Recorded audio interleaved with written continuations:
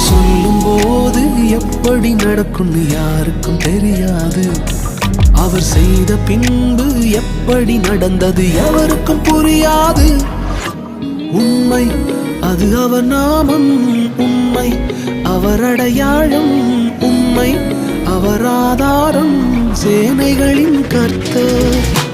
உண்மை அது அவர் நாமம், உண்மை அவர் அடையாளம், உண்மை அவர் ஆதாரம்.